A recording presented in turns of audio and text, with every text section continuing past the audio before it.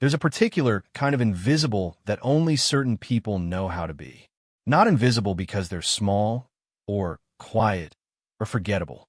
Invisible because the world has spent so long looking through them that they've learned, slowly, the way you learn to walk with a stone in your shoe, to stop expecting anyone to look. Denial Raza was that kind of invisible. He'd been working the grounds of Kensington Palace for 11 months, 2 weeks, and on the morning this story begins, 4 days. He knew the exact count because he'd started the job on his mother's birthday, and every Monday since he'd thought, another week, Amy, I'm still here. She was back in Lahore. He sent money every month. She asked, every call, whether the English people were kind to him. He always said yes. He was not technically lying. The English people were not unkind. They were precise, efficient, correct.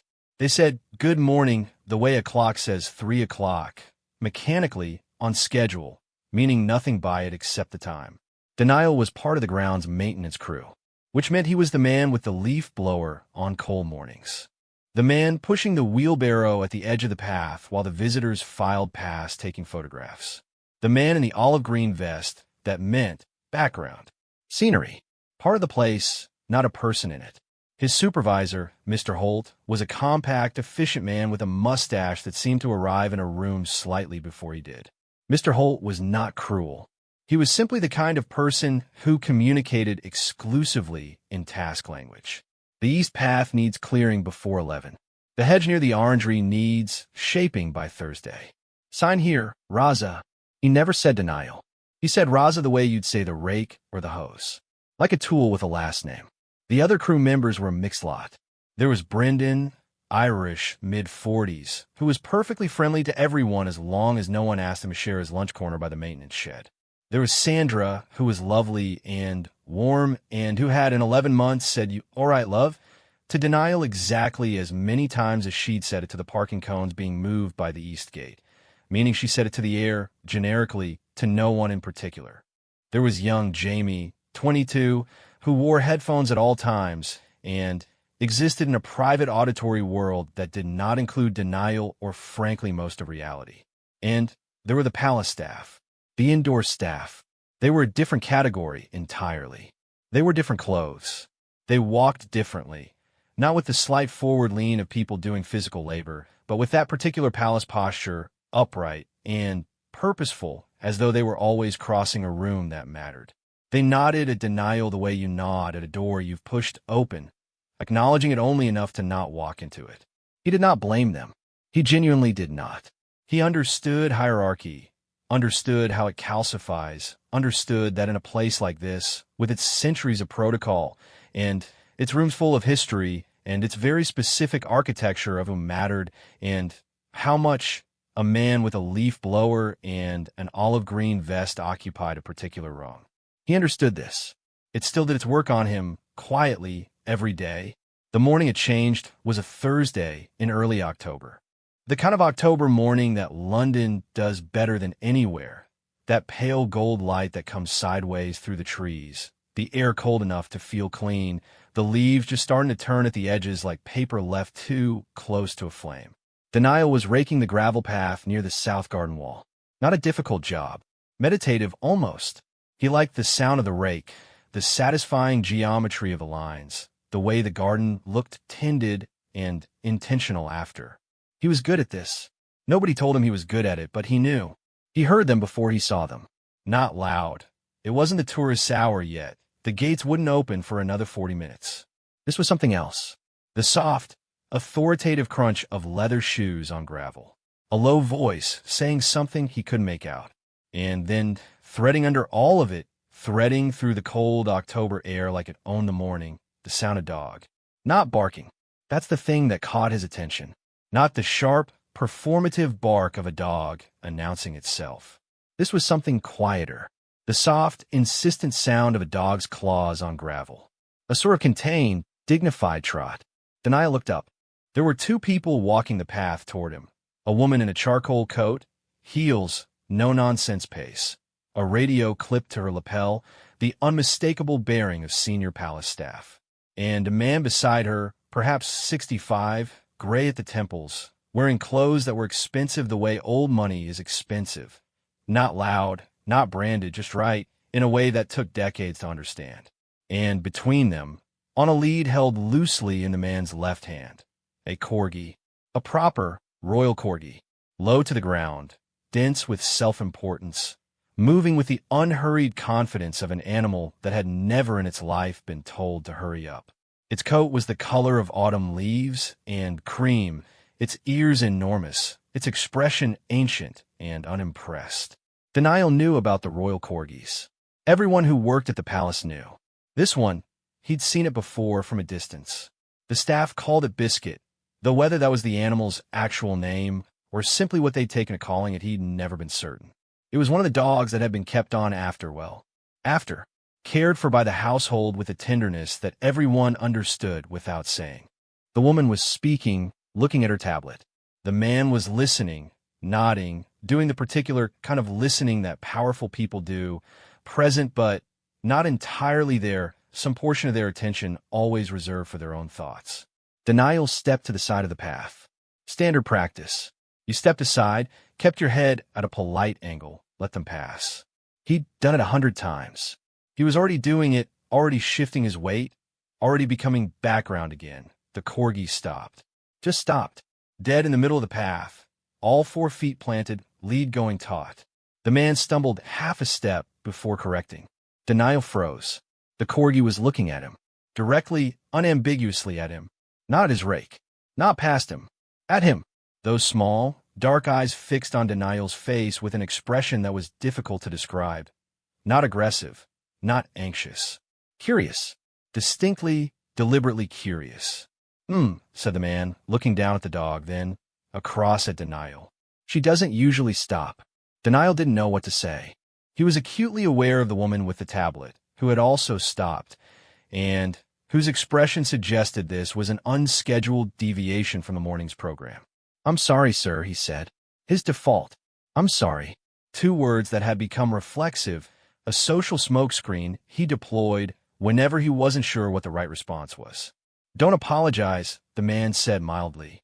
"You haven't done anything." The corgi took 3 steps toward Denial, pulling gently at the lead. The man let her. Denial stood very still. He'd grown up around dogs back home. Not pampered ones, not this kind, but animals that lived in proximity to humans and developed opinions about them. He understood the way a dog telegraphed its intentions through the whole body. Not just the tail, but the shoulders, the set of the ears, the angle of the head. This dog's body said, "I have decided you're interesting," which was more than most of the humans here had decided in 11 months. He crouched down, slowly, rake still in his left hand. Let his right hand hang open at knee level. Standard dog meeting protocol. No rusing, no reaching. Just, here's a hand, do with it what you want. The corgi walked directly to it, and then did something that made the woman with the tablet look up from the screen. She pushed her head, not her nose, her whole forehead, into Denial's palm, and held it there, not sniffing, not doing the quick investigative scan of a dog assessing a stranger. Just resting there, weight transferred, like she decided his hand was a place she wanted to be for a moment, and she was going to be there, and that was simply the situation now. Denial exhaled a breath he hadn't known he was holding. His hand moved, slowly, scratching behind one enormous ear. The corgi made a small sound, not a bark, something lower, something that sounded absurdly like relief. "Well," said the man. He was watching this with an expression that was almost soft. "That's unusual. Is she all right?" Denial asked, meaning, am I allowed to do this? Is this correct? Should I stop? All the questions that I've learned to hide inside other questions. "She's more than all right." The man looked at his dog with the particular attention of someone watching a thing that surprises them. She doesn't do that. Not with people she doesn't know. She barely does that with people she does know." The woman with the tablet had lowered it entirely. She was looking at Denial the way, he realized, nobody had looked at him in 11 months. Not through him. Not past him. At him. Actually registering him as a person with a face and a presence and something happening in his expression that was worth observing. He didn't know what to do with that. So he stayed crouched. kept his hand where it was, kept scratching behind the enormous ear. "What's your name?" the man asked. "Denial, sir. Raza, grounds crew." "How long have you been here, Denial?" 11 months, sir." The man nodded, slowly, looked at the dog again, then back at Denial with the expression of someone adding something up. "She's a good judge," he said, more to himself than to anyone, like a conclusion he'd reached in private and was just now saying out loud. Denial didn't respond. He didn't know how. The corgi lifted her head from his hand, looked at him for another moment with those ancient, unimpressed eyes, the eyes of an animal that had looked at a great many humans and formed opinions about all of them, and then turned around and walked back to the man's side, lead going loose again, spine absolutely straight, carrying herself with the dignity of someone who'd said what she came to say. The man gave a small nod to Denial. Not the transit nod, not the door nod, but an actual nod, the kind that means, "I see you." And then they walked on. Denial stood up, slowly, looked at his hand, went back to raking. But something had shifted in the October air around him. Something small and hard to name, the way a room changes when someone opens a window. You can't see the air moving, but you can feel it's different. He raked for another 10 minutes before he noticed that Sandra, who had come around the corner of the hedge and seen the last 30 seconds of what had happened, was looking at him with an expression he'd never seen her aim at him before.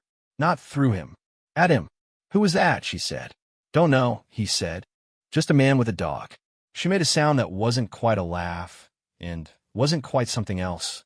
"Denial," she said, his full name. First name, she said it correctly. She'd never said it correctly before. That was Lord Harwick. He oversees the private household. He doesn't stop to talk to anyone. She paused. "And that dog," she said, "has bitten 2 members of staff this year." He thought about it all day. Not the Lord, particularly. Not what it meant that a man of that standing had stopped to exchange for sentences with a man in an olive green vest. That part he filed away carefully, in the place where he kept things that felt important, but that he wasn't sure how to carry yet. He thought about the dog, the way she'd stopped. Not because he'd called her, or reached for her, or done anything to attract her attention. She'd stopped because he didn't have a word for it. Because she'd seen something in him that was worth stopping for. Because whatever machinery dogs use to assess the world had processed Denial Raza and returned a result that said, "Here. This one. Go here." He thought about what it meant that an animal who reportedly bit staff members, who didn't stop for strangers, who moved through this place with the sovereign disinterest of a creature who owed nothing to anyone, had walked to his hand and put her forehead into it, like she was tired, like she'd found something she recognized. He went home that evening to his small flat in Shepherd's Bush, made rice, and, Dow the way his mother had taught him, called her on the phone. She asked, as always, whether the English people were kind. He said, "Most of them, Amy. Most of them are perfectly fine." But, he thought, hanging up, today a dog looked at me like I was real. And that, somehow, counted for more. Did IT happen again on the following Tuesday? Denial hadn't expected it. He'd spent the 5 days in between oscillating between 2 equally useless mental states. The first being a sort of cautious warmth, the memory of the dog's weight against his palm like something banked for later. The second being the relentless editorial voice, the one that had lived in the back of his head since childhood, since the first time he'd felt the particular sting of being overlooked, that said, it was a dog. It was a random animal on a lead. Stop building a cathedral on a coincidence. He was good at listening to that voice. He'd had to be. Tuesday morning was gray in that specific London way, not raining exactly, just sort of damp with intention. He was on the West Path, near the formal garden, deadheading the late-season roses. A job that required patience and a degree of attention. You had to find the spent blooms by feel sometimes, particularly in low light, your fingers reading the petals the way you'd read text in a dimming room. He liked it. He liked any job that required him to pay close attention to something small. It felt like the world narrowing to a manageable size. He heard the claws on gravel first. That same sound. Unhurried. Authoritative. He looked up. Laura Harwick wasn't with her this time. She was with a younger woman, late 20s, professional bearing, a blue lanyard, moving with the urgent efficiency of someone whose schedule was tighter than her coat. The corgi was on the lead, trotting 3 feet to the left of the woman's ankle, both of them apparently going somewhere specific and purposeful. The woman did not look at Denial. The corgi did. The same thing happened. Those small, dark eyes found his face across 20 feet of gravel path, and the dog slowed. The woman took 2 more steps before she noticed. "Come on, Biscuit," she said. The dog did not come on. She said it again, sharper. Biscuit, so that was the name, then planted all 4 feet and looked at Denial with an expression that was deeply unconcerned with urgency. Denial put down the deadheading shears. He didn't crouch this time. He just stood, hands at his sides, open, waiting. He wasn't sure why he did it differently. Something about doing the exact same thing twice felt like superstition, like he was trying to replicate a miracle by copying the form of it without understanding the cause. This time he just stood. Biscuit walked to him, all the way across the path. The young woman was pulled along by the lead, stumbling slightly on the gravel in heels that were not built for gravel, making a small sound of exasperation. The dog walked directly to Denial's left knee, sat down, and leaned against his leg. Just leaned. The whole warm weight of her pressed against the side of his knee, like a sentence that had decided where it wanted to end. "I'm so sorry," the young woman said. She was looking at him now, the urgent efficiency momentarily derailed. I don't know what's gotten into her. "It's all right," he said.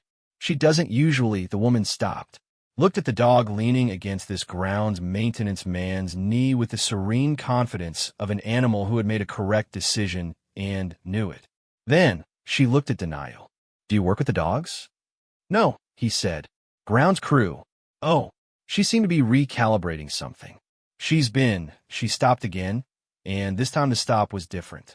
Something shifting behind the professionalism. "She's been unsettled lately. Since autumn. We think it's the change in routine." Denial looked down at Biscuit. The dog was looking up at him. That expression, ancient, unimpressed, carrying something old in it. He thought about what he knew about animals and loss, about the way they felt the shape of things missing without having language for it, about how they went looking, sometimes not for what was gone, but for something that felt steady. "She seems fine now," he said. The young woman made a sound that was almost a laugh.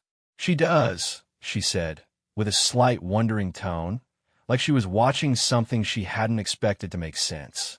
He scratched behind Biscuit's ear. The dog made that sound again, the low one, the not-quite bark, the one that sounded like setting something down.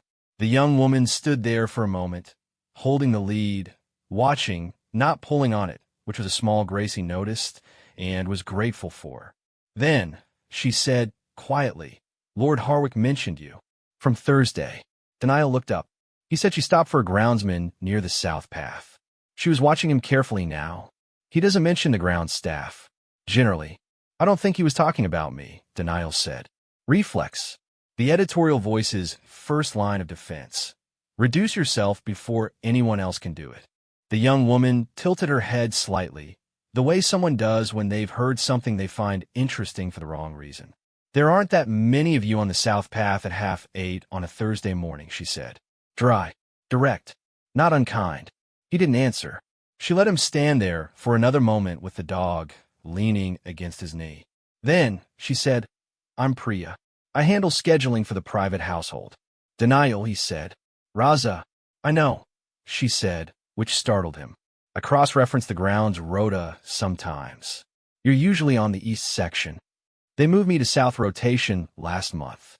"Good," she said. Simple. No explanation of what she meant by it. Just good. Like a small door being left open. She gently gathered the lead. "Biscuit, come on now." The dog leaned against Denial's knee for one more second, pointed, deliberate, the way some people hold eye contact just long enough to make sure it was felt. Then she straightened, shook herself, and trotted after Priya. Denial watched them go. He went back to the roses, but he held the word in his mouth for a while. Good. The third time was not a coincidence. That was Friday. And this time Lord Harwick brought Biscuit to the South Garden deliberately and found Denial deliberately in the way that powerful people find people when they want to quietly, without ceremony, making it look accidental so nobody has to acknowledge that something intentional is happening. He didn't bring the woman with the tablet. He came alone. Well, with Biscuit, obviously, but alone the way people mean when they say it, without the buffer of assistants and schedules and all the apparatus of official life. He found Denial at the bench near the yew tree, eating his lunch, which was, Denial realized as Lord Harwick approached, an unexpectedly exposed position to be in, not crouching over a job, not engaged with equipment, just sitting, a Tupperware container of leftover rice in his hands, nowhere to redirect his attention. He started to stand. "Please don't," Lord Harwick said. He sat down on the other end of the bench with the ease of a man who was comfortable in most chairs. Biscuit went immediately to Denial's side, leaned. There was a silence. Denial wasn't sure who it belonged to. "Where are you from?" Lord Harwick asked. Not the way people sometimes asked it, not the careful British phrasing that meant, "You look like you're from somewhere I want you to explain." Just, "From where?" Simple geography. "Lahore," Denial said. "Pakistan." "Beautiful city," Lord Harwick said, with the offhand confidence of someone who'd been there and meant it. "You've been?" "Twice. Long time ago. The old city, the food market near the walled city." He shook his head slightly. "Extraordinary." Denial looked at him. "The Friday market, near Machi Gate." "That's the one." Lord Harwick smiled. The first smile Denial had seen from him.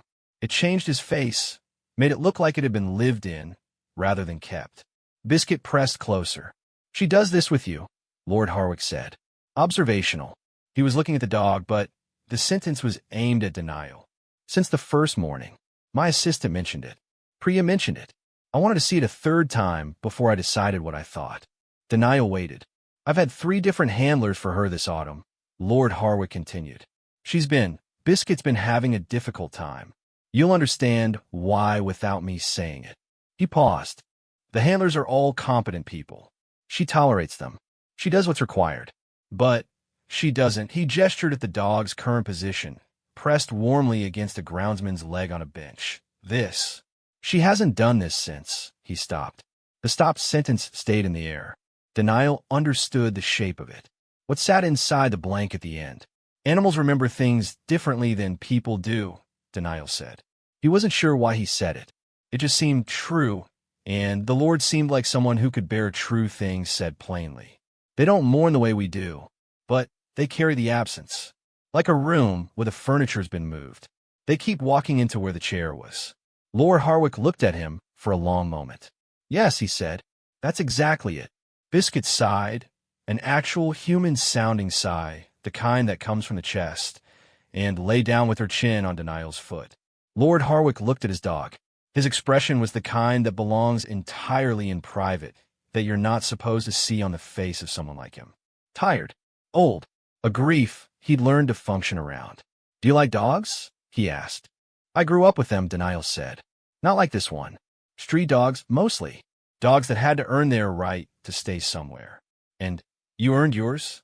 The question was pointed, quiet, asking something larger than it appeared. Denial thought about 11 months. About good mornings that meant nothing. About Raza said the way someone says the rake. About 340-some days of being background. "I'm still working on it," he said. Lord Harwick nodded. Didn't push. Didn't comment. Just accepted the honesty and sat with it. They sat there for a while, the 3 of them. The Lord, the grounds crewman, and the dog that had started something, while the October light came sideways through the yew tree and the garden did its quiet, patient work around them. Then Lord Harwick stood, and Biscuit stood with him, and he gave Denial that nod again. The real one, the one that said, "I see you," and walked back toward the palace. Denial sat for a moment after they were gone. He looked at his rice. It had gone slightly cold. He ate anyway. It tasted, for some reason he couldn't explain, better than it had in a while. The change, when it came, didn't look like a change. That's the thing about real shifts. They don't announce themselves. They arrive sideways, through small doors, on ordinary afternoons. The following Monday, Mr. Holt appeared at Denial's elbow at 8:10, holding a clipboard the way Mr. Holt always held a clipboard, like a shield, like a credential, like proof of authority and organization both. "Raza," he said. "Yes, sir." Mr. Holt looked at the clipboard, then at Denial, then at the clipboard again, as if it might have changed its mind in the interval.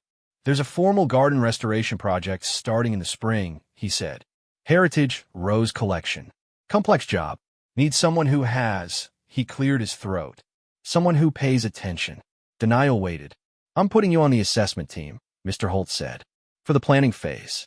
You be working with the head gardener and the heritage consultant." A silence. "Starting when?" Denial said. "Next Monday." Mr. Holt looked at the clipboard one more time, firmly, like a man who has made a decision and is making sure the decision knows he's made it.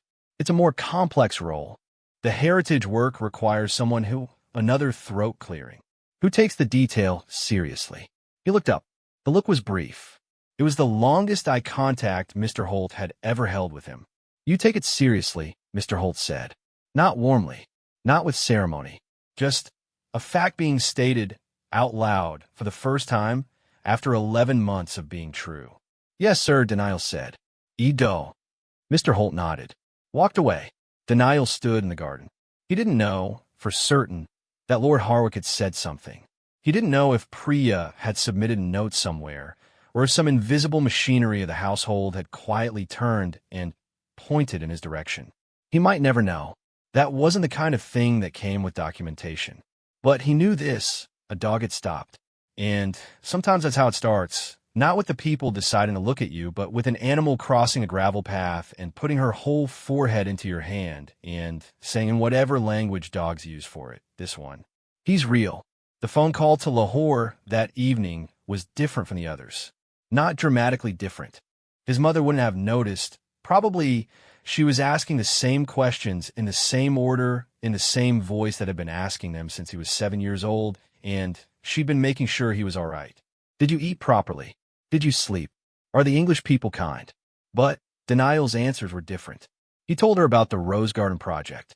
She said mashallah with the particular warmth that word carries when it's said by someone who really means it, who is genuinely saying, "God gave you something today, and I am grateful on your behalf." She asked if he'd be getting more money. He said he thought so. He wasn't certain yet. She said that didn't matter. What mattered was that someone had seen. He almost told her about the dog. He started to, "Amy, there's this dog, a royal corgi," and then he stopped because he wasn't sure he could explain it in a way that would sound like anything other than a strange little man reading too much into an animal's behavior. He said instead, "Someone noticed me today." His mother was quiet for a moment. He could hear her breathing, heard the sound of the house behind her, the ceiling fan, the distant sound of the street. "Good," she said. Simple. The same word Priya had used, but with 27 years of knowing him inside it. It was time.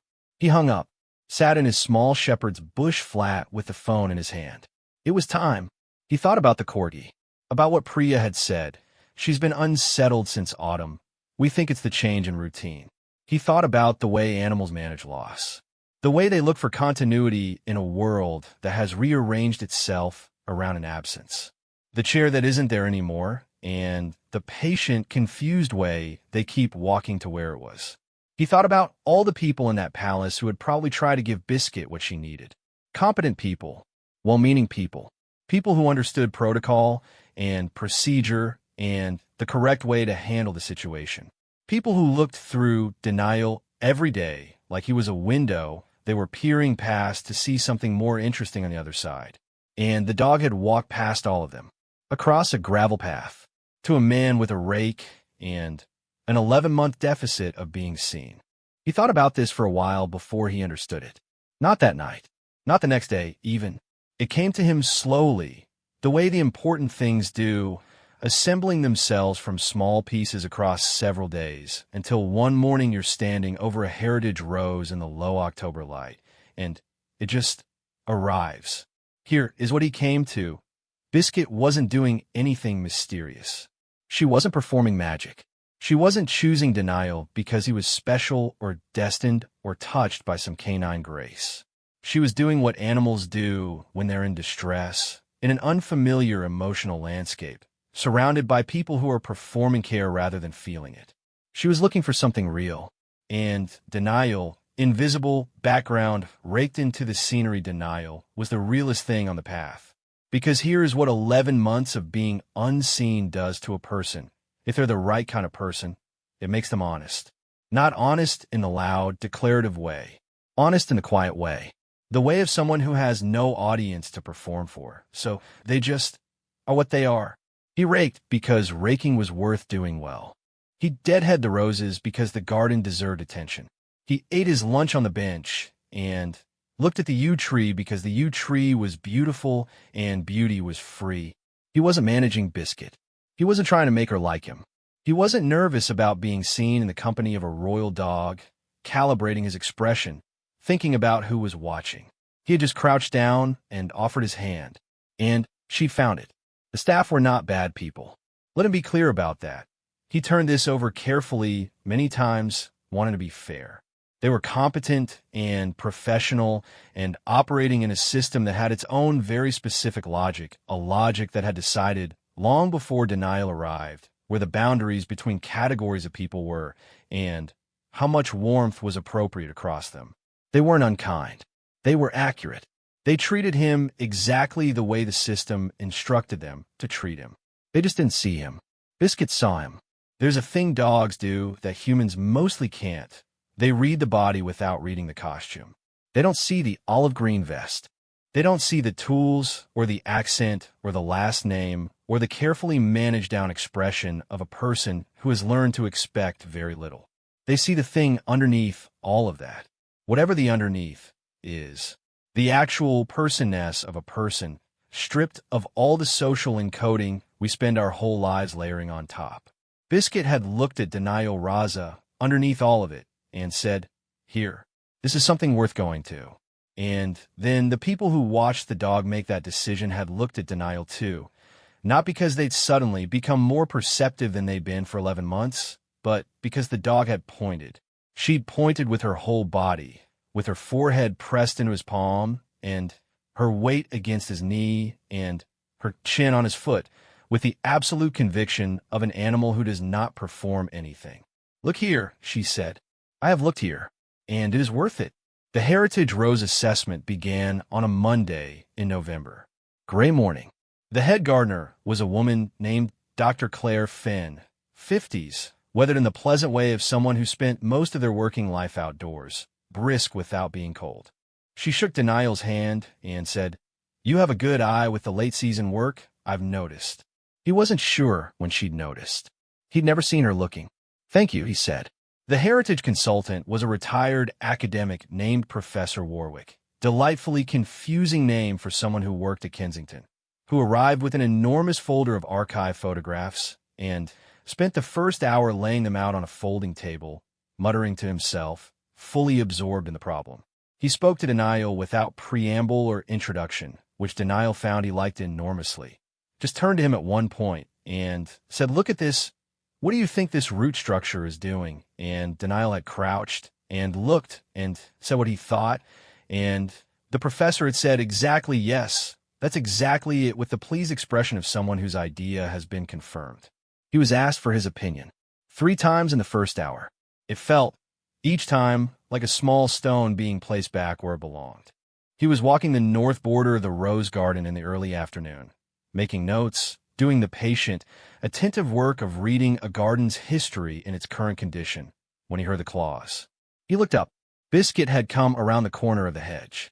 Alone this time, which was strange. Denial wasn't sure if she was supposed to be alone, if she'd escaped a handler, if someone was looking for her with rising alarm. She moved with the purposeful self-possession of an animal who is exactly where she intended to be. She walked directly to him, sat down beside his left foot. He looked down at her. She looked up at him. "Are you meant to be here?" he asked. She offered no information. "Right," he said. He crouched down. She put her forehead against his chest this time. Not his hand, his chest, as if she'd decided this version was more direct. He held still and let her. He didn't know who had lost her or how long it would be before someone came looking. He didn't think about it. He thought about this instead.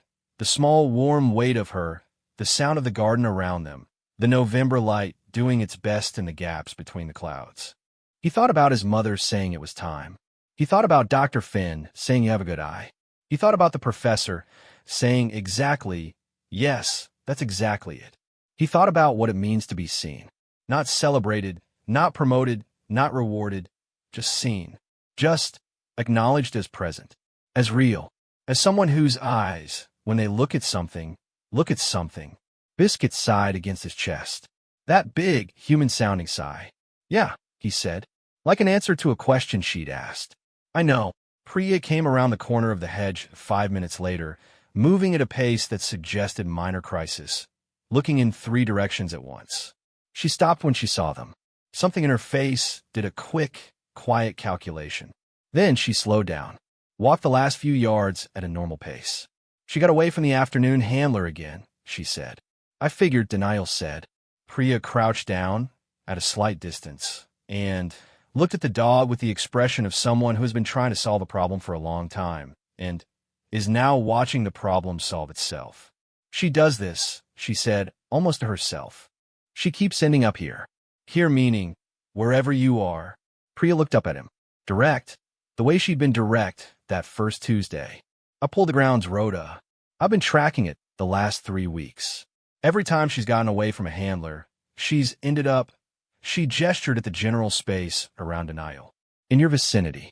Denial considered this. That's either meaningful or very coincidental. It's not coincidental, she said. Simply, like a thing that had been decided and only needed saying. He scratched Biscuit's ear. The dog leaned harder. Lord Harwick wants to ask you something, Priya said. Before you say anything, it's not a demand. It's a request. You can say no. He waited. He wants to know if you'd be willing to spend time with her. Not as a handler, not a formal role. Just what you've been doing, when the schedule allows. She's been better. The past few weeks. She paused. Staff have noticed. The morning handlers have said she's easier, calmer. She ate properly for the first time last week. Denial looked at the dog against his chest. She was very still. The way things are still when they feel safe. She's missing someone, he said. Not a question. Yes, Priya said. Quietly. The word carried everything she didn't need to say. He thought about asking, what does being seen actually cost? He thought about 11 months and the weight of them.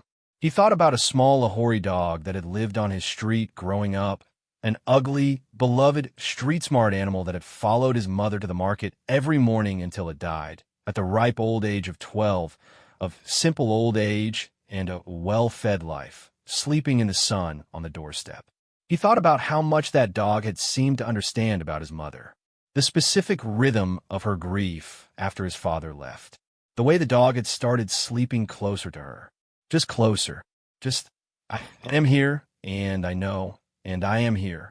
It's not a lot to ask, he said, just being somewhere. Sometimes that's the most there is, Priya said. He called his mother that night. She asked her questions in the same order. He answered. When she asked if the English people were kind, he thought about the precise, correct mornings that meant nothing. He thought about Raza, said like the rake. He thought about 340-some days of being background. And then he thought about a dog crossing a gravel path in October light, about a forehead against his palm, about a chin on his foot, about the sound of a chest exhaling the weight of something long carried. Some of them are, he said. Some of them are getting there. She made a sound that held a smile in it. She always knew when he was being careful with his words. She'd raised him, after all. And you, she said. How are you? He thought about it honestly, for a change. Better, he said. I think I'm better, Amy. Outside the window, London did what London does in November. Put its collar up, kept going, held its cold and complicated self together under a pewter sky. Somewhere in the palace, in a room that smelled of old wood and inherited furniture and the particular silence of a house adjusting to an absence, a small corgi was sleeping. She was sleeping easily. That was the thing someone noticed in the morning and didn't entirely know how to account for. Sleeping easily the way she had before, chest rising and falling, ears relaxed. Whatever dogs carry when they carry grief, whatever room they keep returning to, looking for the chair that isn't there, quieter now, not resolved, not gone, just quieter. Because she found something steady. Not the same thing. Not a replacement for what was lost. Dogs understand replacement no better than people do, and you'd be a fool to think you could offer one. Just something steady. A hand that was open. A man who was really there. Sometimes that's the whole of what's needed. Someone who is really there. That's the thing nobody tells you about the people the world has decided to look through. They don't go away, those people. They don't stop being there just because you've stopped seeing them. They rake the path. They deadhead the roses. They eat their rice on the bench by the yew tree and look at the light coming through the branches because the light is beautiful and they've noticed it and nobody has to give them permission to notice. They're so completely, quietly, stubbornly there. And sometimes, not always, not as often as it should happen, but sometimes something finds them.